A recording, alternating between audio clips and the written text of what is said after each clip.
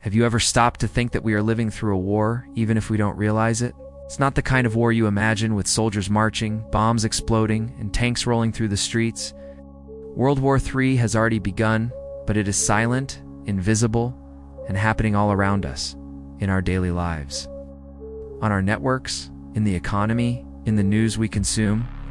This war isn't declared, it has no clear borders, but it affects every one of us, directly or indirectly. In this video, you will discover how this secret battle is being fought. From cyber attacks that can take down hospitals, to manipulation of information that shapes public opinion, from economic sanctions that affect the price of food, to proxy wars, where powers fight from afar using other nations as pieces in a deadly game.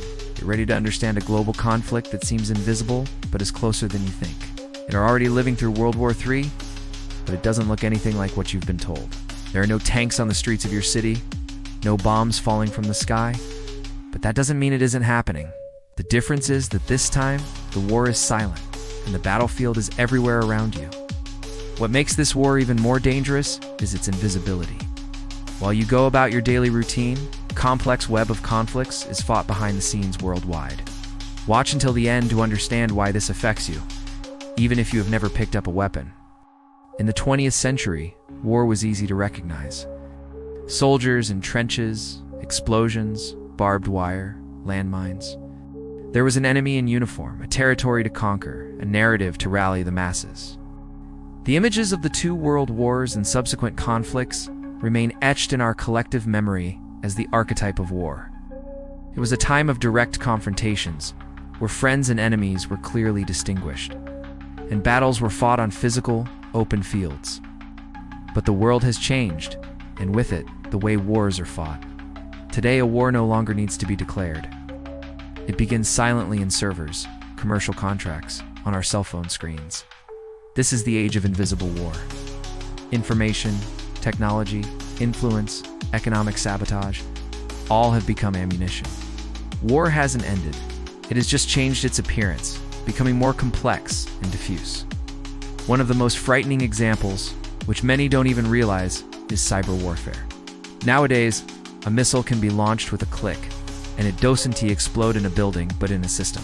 Hospital, power plant, a bank. Digital technology has opened a new battlefield where the front lines are invisible and the weapons are code, viruses, and algorithms. Have you heard of Stuxnet? It was a virus created by the United States and Israel that sabotaged Iran's nuclear centrifuges, delaying its atomic program. That attack didn't use explosives, but manipulated data to cause physical damage. Or black energy, which cut off part of Ukraine's power grid in the middle of winter, leaving millions without electricity. These aren't ordinary crimes. They are coordinated attacks between nations that can destabilize governments and directly affect people's lives. And it doesn't stop there. Hospitals have their systems hijacked by ransomware, water, and power networks are hacked.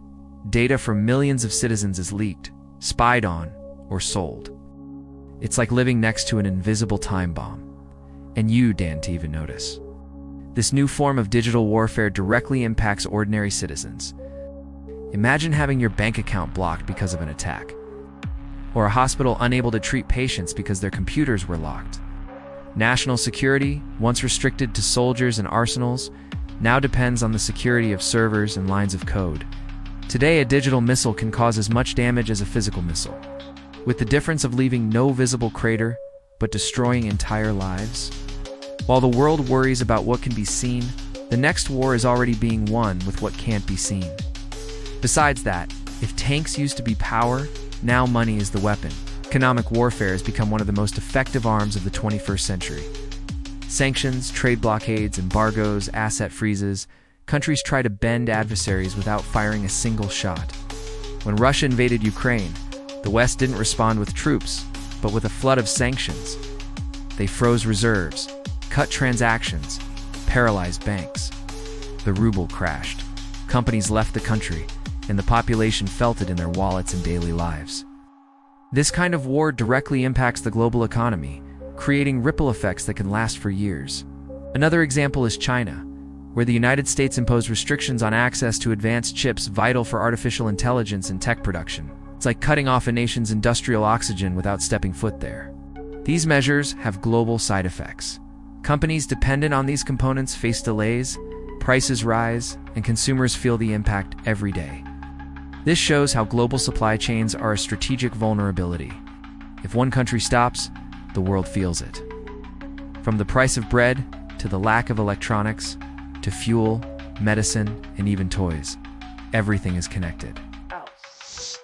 In a globalized world, attacking one weak link weakens the whole chain, and those who suffer the most are ordinary people. While leaders make strategic moves, we pay with inflation, shortages, and unemployment. If that wasn't enough, there is another battlefield. Perhaps the most dangerous, our minds. We live a war of narratives and influence. Today, countries fight battles on social media, competing for hearts and minds with disinformation. Fake news, deepfakes, bots, and disguised propaganda campaigns. Remember Russia's interference in the 2016 US elections? Wasn't with tanks, but with memes, fake pages, and algorithmic manipulation. This kind of psychological warfare can divide societies, polarize opinions, and destabilize democracies. The scariest part is that the target isn't governments, but you. Every like, every share, every comment can feed a war you don't even know you're part of. The manipulation of information not only changes perceptions, but can influence political, economic, and social decisions that impact millions. That's why media literacy has become a matter of survival. Learning to doubt, investigate, and resist manipulation is essential for democracy and social peace. We cannot be passive consumers of content. We need to be critical, aware of what we read, watch, and share. But not all wars are invisible. Some remain bloody, with one detail. Great powers don't confront each other directly, but through others. This is called proxy war. These are conflicts where powerful nations fund, arm, or manipulate local groups to defend their interests. During the Cold War, the US and Soviet Union avoided direct confrontation but fought proxy battles in Vietnam, Afghanistan, Latin America, and Africa. Millions died while the real generals were on the other side of the world. Today, Syria is a geopolitical laboratory, with Russia, the US, Iran, and Turkey involved behind the scenes. The war in Ukraine follows the same pattern. It is a fight for the survival of the Ukrainian people, yes, but also a power struggle between Russia and NATO, and who pays the price? Civilians, children, families, entire peoples. While leaders decide the future in luxurious rooms, entire populations are dragged into destruction. It's a cruel chess game, where the pieces are human beings. This strategy avoids direct confrontation between great powers, which know that an open conflict could mean mutual destruction. Instead, they use third parties to keep the conflict at a distance, minimizing risks for themselves, but multiplying suffering for the most vulnerable. It is a form of war that puts humanity's future at risk by fueling local conflicts with international resources. So, what comes next? We stand on the edge of a new type of global conflict with no clear lines, no stable rules, and immense risks. Artificial intelligence may decide who lives or dies. A cyber failure may paralyze an entire country. A miscalculation may start a nuclear war. If that sounds exaggerated, remember, we have been at the edge of the abyss. During the Cuban Missile Crisis in 1962, the world was minutes away from total destruction. It was dialogue, and only dialogue that avoided the worst. In 1983, Stanislav Petrov, a Soviet officer, ignored a false alarm of a nuclear attack. He could have pressed the button, but chose to wait and save the world. Sometimes, peace depends on a single gesture, a single person with calm and good sense. Today, more than ever, we need that. Diplomacy, transparency, a free press, and critical education. Because if the weapons have changed, the responsibility is even greater, and you are part of it too. Every time you share unverified information, every time you remain silent in the face of injustice, every time you accept manipulation, you feed a war you never chose. But you can also be part of the solution. World War III is not just tanks. In drones, it is made of ideas, influences, and choices. And it begins inside your home. If this video made you think, pushed you out of your comfort zone, please like, comment, and share. Tell us, what part impacted you the most? What other topics do you want to see on this channel? Subscribe and hit the bell to get notifications. because understanding the world is the first step to changing it.